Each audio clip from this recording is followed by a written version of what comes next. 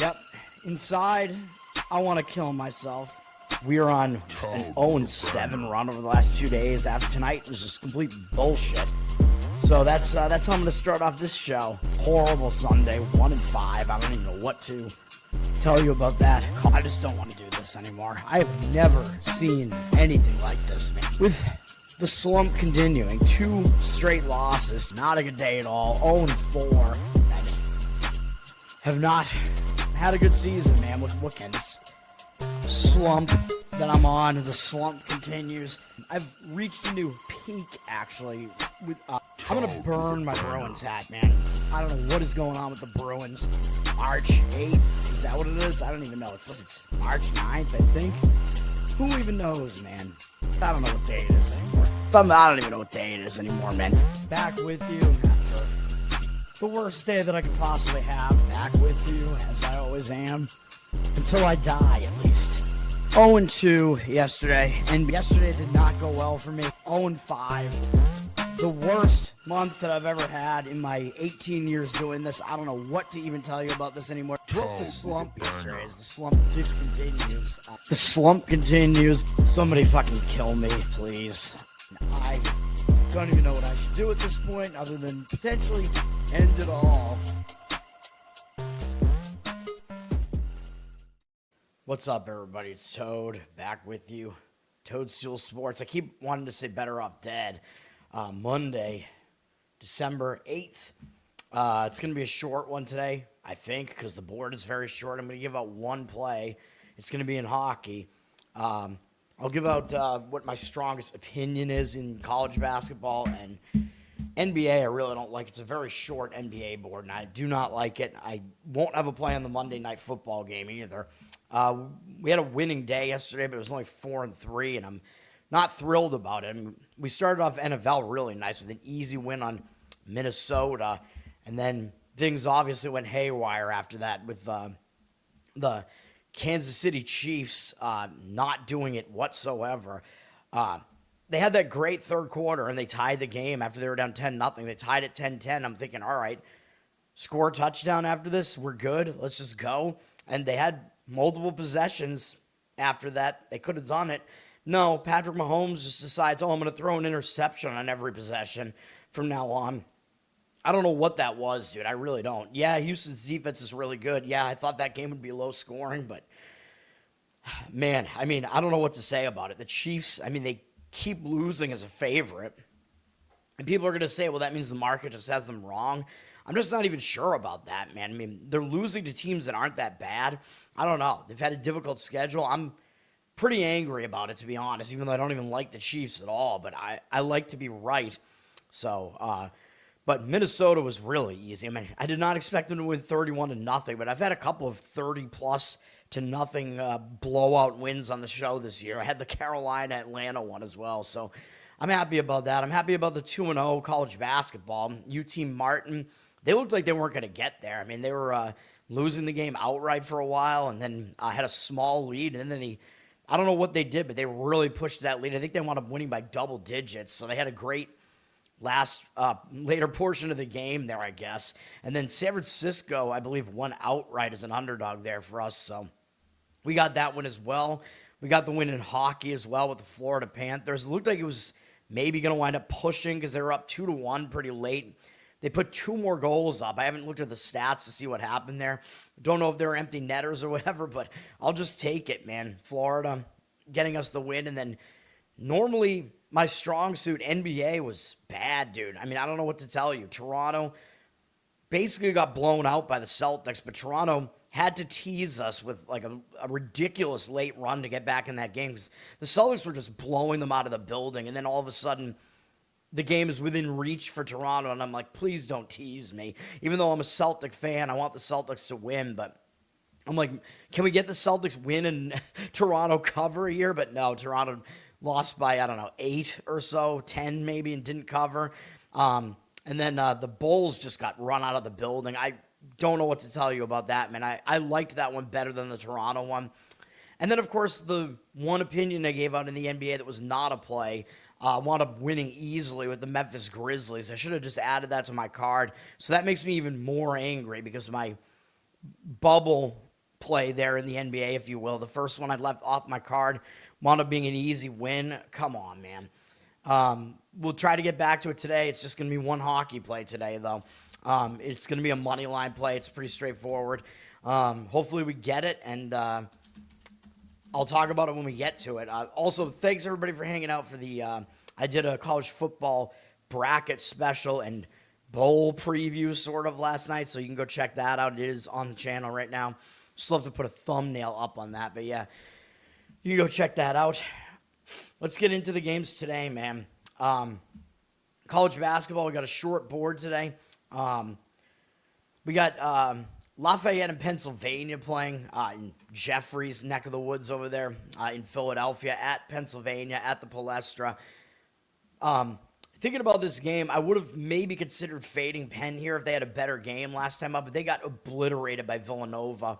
I thought they would play better in that game. If they played close against Villanova, I would definitely be looking to fade Penn here because they do have Rutgers up next. But because their game wasn't good against Villanova, I don't have too strong of an opinion on this. I'd probably still do it, though. Lafayette coming off a win over Mercyhurst, which might just give them some confidence. Penn is down from 7.5 to 5.5. I probably would still take the points of Lafayette in that one, but I don't feel very strongly about it. And then for the rest of these games, Grambling and Southern Miss is the one that I would give out a play on. If I was going to have any play in college basketball, I would be laying the points with Southern Miss, but they're up through that key number of 6, up from 6.5 to 7.5 here. But I like this one. If you look at what Grambling did in their last game, they were like 11.5-point underdogs at Tulane, and they almost won the game. They took Tulane right to the wire, man. That was a huge game for Grambling. Now they're coming off of that. They got to turn around and play Southern Miss like right away. So I do worry about Grambling being flat here and not having much left in the tank. And it's whatever this is, a 6th straight road game, 5th straight road game. Not easy. Also, interestingly, Grambling also already beat Southern Miss at Grambling by 5 earlier this year, but I think Grambling might have actually been a favorite in that game, so it seems a little bit weird that Southern Miss is now a 7.5-point favorite, but it does mean that it's one of these in-season revenge spots, which you don't get a lot of. You really don't get a lot of these with teams that aren't in the same conference. I don't know if I ever really see something like this, or non-conference foes play twice against each other. Don't know what the deal is with that. But you got to think that Southern Miss is going to have they're going to have the adjustments maybe, because Southern Miss, I mean, they had a horrible game. They shot 38% from the field in that game, 25% from 3, while Grambling was 54% from the field and 45% from 3. Those are outlier percentages, man. Southern Miss is the better team, so I expect a lot of progression here, and Southern Miss to have a much better game, make the adjustments this time. Southern Miss won the rebound battle in that game by 9, which, again, I always talk about how that's the more predictive metric there. So I expect a much better performance out of Southern Miss here. My issue is Southern Miss is in a spot that's a little bit iffy. They did just get blown out by Miami. That's a big game. You step up for Miami, but I'm not as concerned by that as I am with the look ahead, because Southern Miss has a huge game up in 5 days against their in-state biggest brother, Ole Miss. So you know they're going to get up for that game. So I do worry about this spot a little bit. Like, I just wish it wasn't surrounded by huge games like this, or at least if Ole Miss wasn't their next opponent, I might actually jump in on this. This is what I would still do. If I was going to play any college game today, I would still lay it with Southern Miss, but I'm a little bit worried about the spot that they're in there with that look ahead, so I'm staying away. Mr. Pinsey, what's up? Thanks for hanging out. As far as the other games today, I mean, we do have a couple other big conference teams playing. Texas is playing against Southern.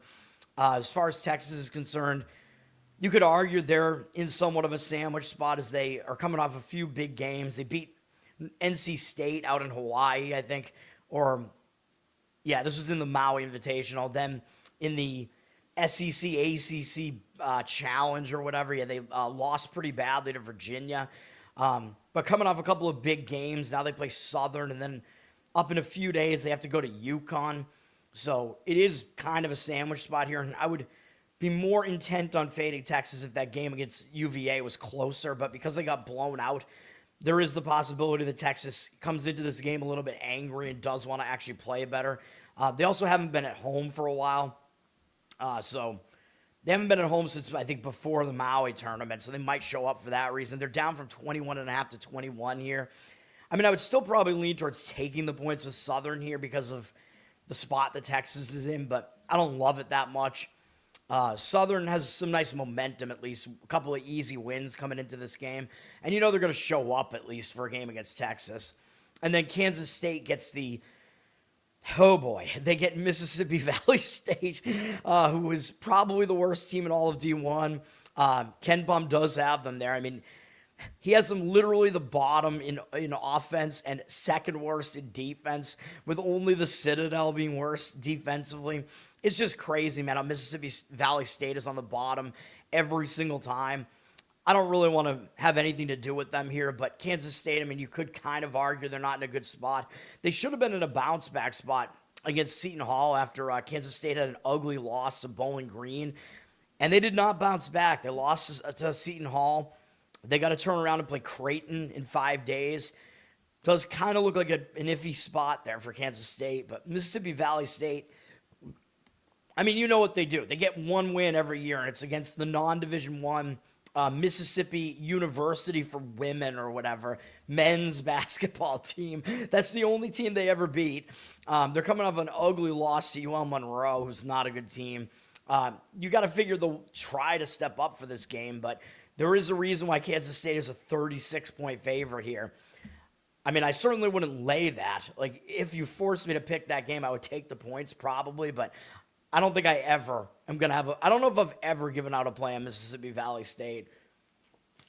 I mean, maybe I have over the years, but it's not something I'd be interested in doing. All right, we got NHL. Again, small board, man, so I like it because it kind of allows me to focus. We got Tampa Bay at Toronto here. Tampa Bay, they're coming off 3 straight losses at home, so it might be good for them to just get out on the road, man. So I expect focus out of Tampa Bay here. When things are not going well at home, one of the best things that you could do is just leave, go out on the road, forget about it, focus on hockey. Tampa was also a lot better in that game against the Islanders, which we lost on the show. That was a 1-0 game late in the game. They gave up an empty net goal. It was a 0-0 game deep into the game, into the third period. And Tampa outplayed the Islanders by most of the metrics. They had way more shots. They won way more faceoffs. Just didn't go their way. They ran into a hot goalie, and that was about it. I think they'll show up for this game against Toronto. I expect a better effort from Tampa. Tampa is good and probably the better team out of these two teams here. Toronto is coming off a couple of pretty big games, man. I mean, they beat Florida and Carolina to finish their road trip, came back home, and we got a win on Montreal in this game in the return home spot, but it was a close one. Montreal did win as an underdog in a shootout. Now Toronto's got to turn around off of that big game. Toronto against Montreal is always a big game, man.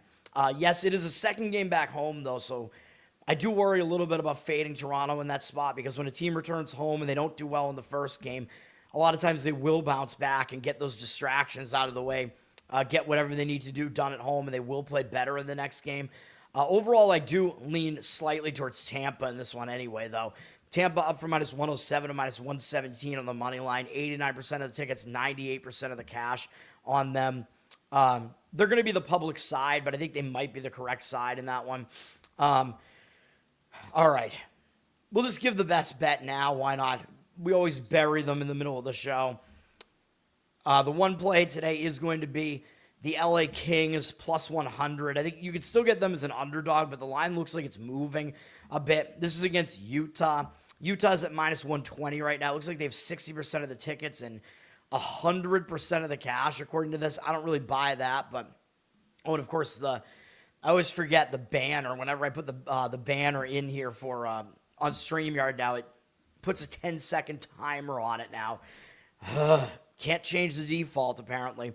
Anyway, yeah, so 100% of the cash is obviously not accurate for Utah, but Utah might wind up being the public side here, although I'm not 100% sure about that because they do have the worst record. But the odds makers are telling you these teams are about even. as far as what the odds are. Basically, Utah's just getting home ice here. Now, LA is good on the road, though. I keep talking about how LA is not very good at home, but they are good on the road. 9-2-4 on the road. That's kind of what you want as a road underdog. You want a team that profiles like that. Utah is pretty good at home, 7-3-1, but I'm willing to fade them at home. Let's just say that, especially in a spot like this where I think LA is in the much better scheduling spot where I know they won 6-0 in their last game against Chicago, and normally I would not want to be on a team that won 6-0 because it is a blowout, but that broke a 2-game loss streak for them. It was a nice zigzag spot where they were able to make adjustments, get the job done against Chicago after they lost the first game to Chicago.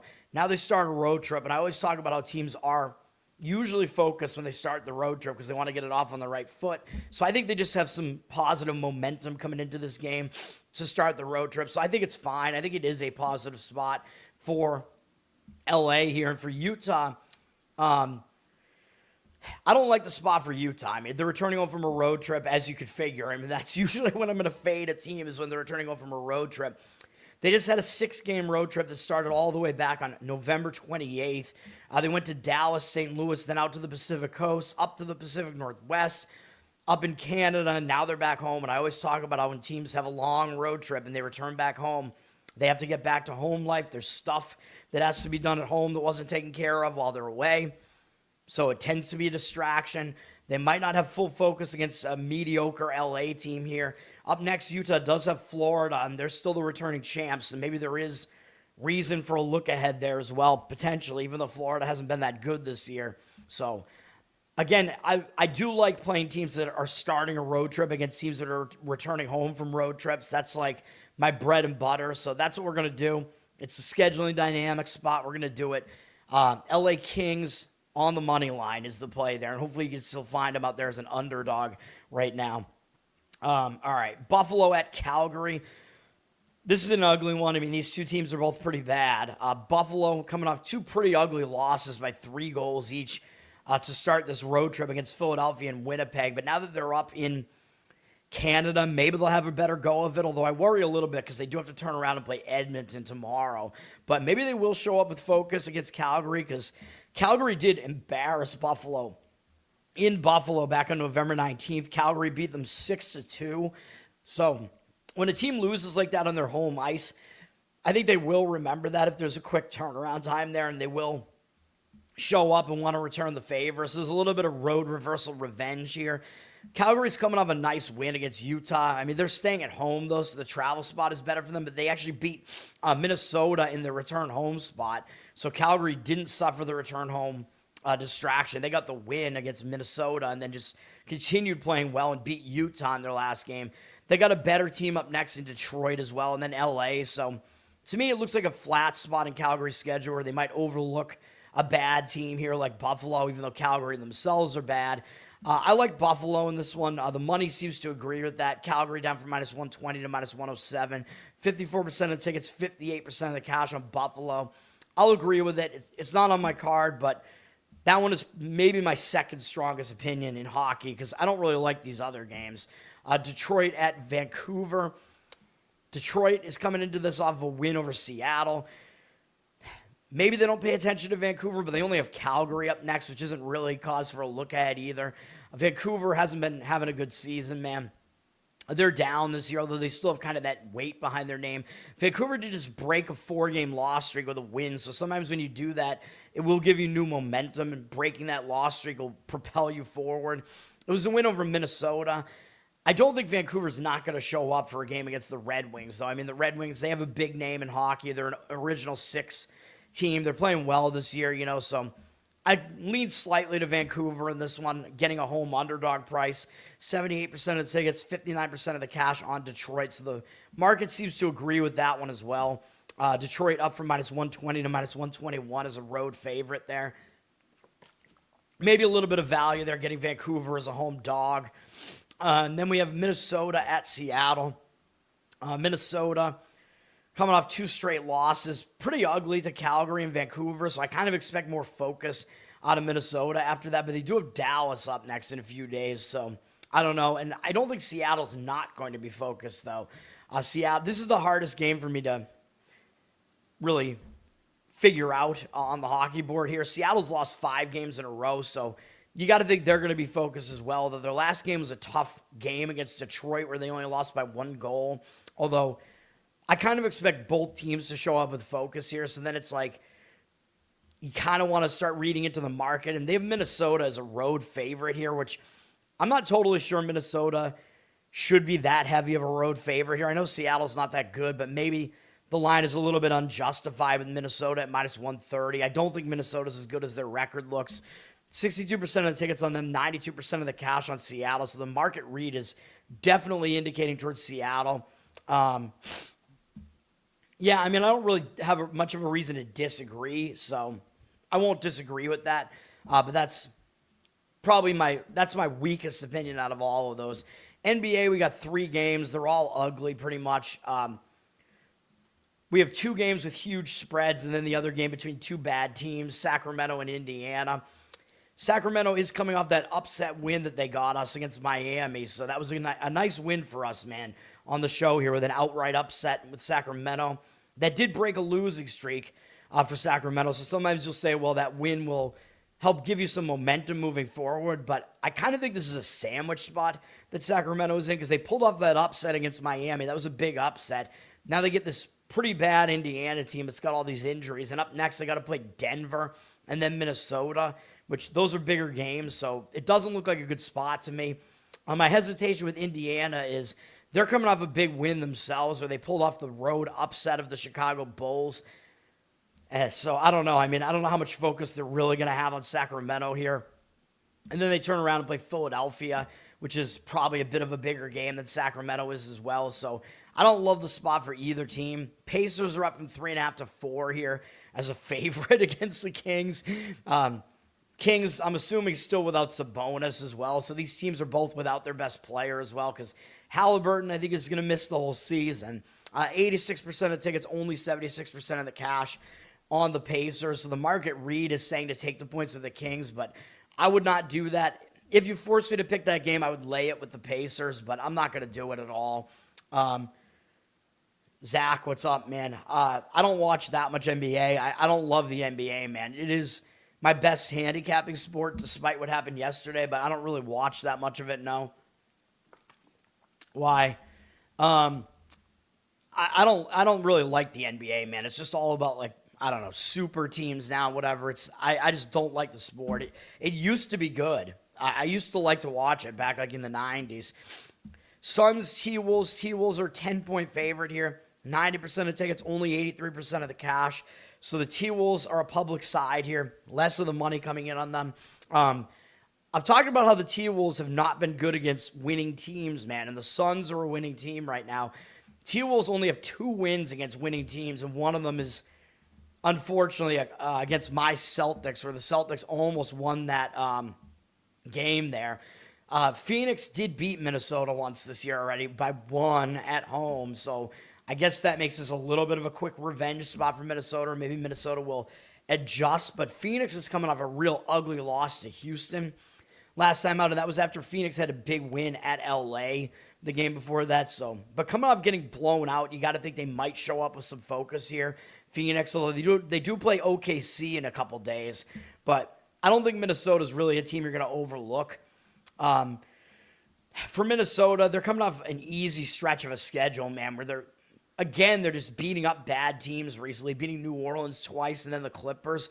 So they're going to have to step back up in class to face Phoenix here. So I would probably agree that maybe looking towards Phoenix is the right call there in that game, Phoenix plus the points. But I don't love it because Minnesota will at least probably show up with focus just because Phoenix did beat them already. Oh, thank you. Yeah. I mean, I can't even really stomach watching some of this, man. I don't watch that much of it. And people yell at me for not watching enough of it. I'm like, dude, it doesn't matter. Like, you can handicap this stuff without watching it at all. Like, watch the Crack Man, Bill Krackomberger, who's now on Wager Talk. Like, that's what he's notorious for. He just puts in all these bets and he never watches anything. And he's one of the most successful bettors of all time. You bet against the Bears. That got close at the end, man. I watched the end of that game. I'm glad I got the pick right, but I didn't have a great day. I mean, I wish I went better than 1-1 in my bets, and I think I'm only going to be 3-2 in my pick 5 this week, which I'll take it, but it's not good enough. I dropped down a little bit in the standings because of it, which isn't great. I mean, it's difficult to compete against all these people in these big contests, man. I'm still in the money, so I want to keep moving forward with it. But, yeah, I mean, that Chiefs game was bad for me. Packers, I did have them as one of my plays in that one, which, yeah, I mean, I think it was the right call still. They were winning the game right out of the gate, 14-3, and then stupid Bears came back, man, and then had the chance to do it. But, of course, you knew Caleb Williams was going to fail on that drive. You could just feel it. You're just like, they're not going to score a touchdown here, man. Like, I didn't think they would, and it was just a horrific interception that Williams threw on that last play. Like, once the Bears had to put it in Williams' hands, they actually should have run the football because their rushing attack was pretty good again. They should have run it on that 4th and 1 or whatever. I don't know why they didn't do it because there was enough time left. They could have spiked the ball, whatever. I think they might have had one timeout, too. I don't know what they were doing there. Like, you put the game in Caleb Williams' hands. He had another bad game, dude. He had less than 200 yards passing. His completion percentage was bad. Caleb Williams is not good, dude. The Bears aren't good. I think the wheels might come off. The Bears might still miss the playoffs, dude. Like, right now, they're in the they went from the number 1 seed to the number 7 seed with that loss yesterday because Green Bay overtook them in the division. It's hilarious how that stuff works. So now the Bears are on the verge of not even being in the playoffs. And that bet, I think, is still live for the Bears to not even make the playoffs, especially if they don't win another game. They're going to be in a Packers sandwich this upcoming week. So a little bit of a preview there. There's a decent chance I'm going to give out a play on the Cleveland Browns this week, especially with what they did yesterday. All right, and then we have San Antonio and New Orleans to finish this off here. This is an ugly one, man. This is real bad. I don't think Wemba is back yet. Wemby, I think he's coming back in like a week or two. It looks like he might come back in the next game, actually. So we'll see about that. He won't play tonight, though. San Antonio, they're coming off a game against Cleveland, but they lost by double digits. So normally I would say this kind of looks like a sandwich spot because they do have the Lakers next. Still, it kind of looks like it is. I mean, I don't think they're really going to show up with a lot of focus against the Pelicans. So I would still probably lean towards the Pelicans. Spurs already did beat them once earlier this month at home, although only by 7 or whatever. Pelicans, I mean, they're probably the worst team in the NBA. I mean, this is just bad, bad, bad for them. They just lost to Brooklyn on the road in their last game. Kind of a weird single-game road trip to Brooklyn. I think they'll at least maybe show up with some focus here in this one, man. Zion Williamson is out again. Seems like it doesn't even really matter. This team just can't even get it together. I would lean towards taking the points in this one, but obviously I don't love it. If the Spurs had played Cleveland a lot tougher and they had LA up next, I would maybe be giving out a play on the Pelicans here. But my hesitation is the Spurs just didn't do well against Cleveland in their last game. So I don't have any NBA plays in these 3 games. This board is garbage. 87% of tickets, 90% of the cash on the Spurs for now, but they're down from 10 to 9. All right, and then we have the Monday Night Football game. This will be a short show. Eagles at Chargers. I did talk about this on the NFL show already. My opinion on it hasn't changed, although my opinion was that I didn't really have that much of an opinion. 66% of tickets, 59% of the cash on the Eagles, who are a 2-point favorite. So I'm going to kind of just agree with the market read in this one because I don't have a good enough reason not to. I would probably take the points with the Chargers here. I mean, you're looking at an East Coast team having to go to the Pacific Coast for a late-night game, and I know, as I pointed out, the Eagles did win and cover in a spot like this against the Rams last year, but maybe that was a bit of an outlier. I mean, these East Coast teams usually don't do well having to play late-night Pacific Coast because it messes with their biological clock, like it's too late. Normally, I would say the Eagles are in a decent bounce-back spot here because everybody saw them lose ugly on Black Friday to the Bears, although everybody thinks the Bears are good. But the Eagles are a 7-point favorite there, and the Eagles lost pretty ugly the game before that to Dallas, too. So my first reaction to this was, well, the Eagles should bounce back off of those ugly losses. But with the travel spot here, having to travel cross-country, even though they have extra time off, I'm just not so sure, man, because the Chargers, I mean, they're just staying at home here. Chargers had an easy win last week against the Raiders, so the travel spot is definitely better for the Chargers here, man. And even though the Eagles have the extra rest, they are still having to travel, which kind of negates that because, again, the Chargers, they didn't have to put in a lot of energy in that game against the Raiders. Now, the question mark here, which I think is the reason why the Eagles are this much of a favorite on the road, is we still don't know if Justin Herbert is playing here, man. He has a hand issue. I don't even know if it's his throwing hand, or I'm assuming it's not his throwing hand. To me, it seems like he's going to play, but we still don't know. So throughout the day, if it's decided that he is going to play, this line probably will drop. So if you do think he's going to play and you do like the Chargers, I think you probably should take it now. Like, you're not going to get 3 on it. I think maybe you could have gotten a 3 earlier. I don't know if I ever saw anything more than a 2.5, though, but I think you're probably not going to get the 3, although who knows? Like, maybe with the public coming in on the Eagles side, approaching game time, I mean, I guess it's possible, but my guess would be that what's going to happen is it's going to be announced that Herbert is going to play, and then the line will actually drop a little bit because of that, would be my guess. So the public can only keep that line up so much. The public will have ED in this game against Justin Herbert, but I'm not totally confident in that. And then for the total, 80% of the tickets and 74% of the cash are on the over. Total already plummeted down from 44.5 to 41.5. 41 is another key number. I mean, I don't really disagree with an under here. I mean, the Eagles have been playing ugly, ugly games, man. Their offense, there's something wrong with it, dude. Their offense has been bad for weeks. So I'm not really going to disagree with an under where you have a really, really bad, like, an offense that's at least playing really, really poorly for the Eagles up against the Chargers offensive attack with a questionable Herbert and an offensive attack where they run the football a lot. And their best running back is also injured. So they're using Gore Vidal, whatever his name is at running back. Frank Gore Vidal. Yeah, that's what we can call him. Whatever the hell the guy's name is. So Chargers, I mean, they play ball control. That's what Harbaugh likes to do, although he's unleashing Herbert a little bit this year. But I do think a low-scoring game is what we're going to get out of this game. So I don't really disagree with an under, although you could have gotten a much better number on it. And maybe that's actually the preferred way of playing this rather than trying to figure out the side. But I don't have a play on this. I don't really do much with totals.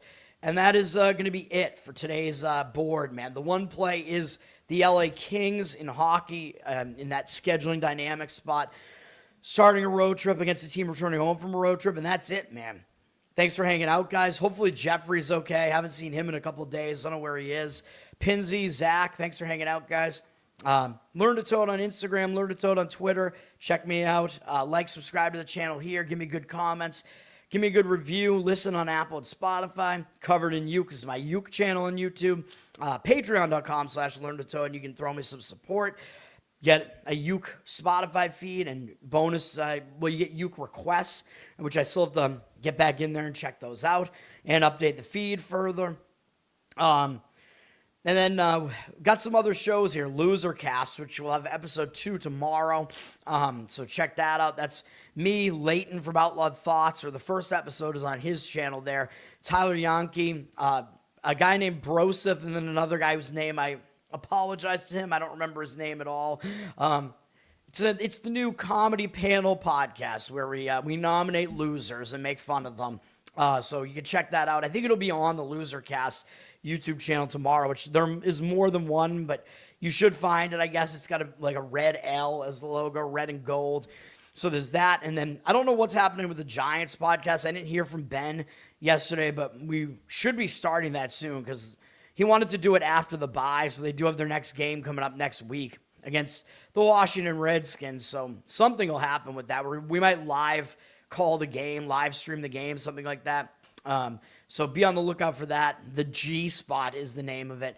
So that's going to do it for now. I'll be back. We're getting into bowl season, man. I haven't given out any bowl plays yet, which I usually don't do until the day of because I still kind of wait for information to come out, man. But hopefully some of the information I gave out last night gives you, my line of thinking at least. That's going to do it for now.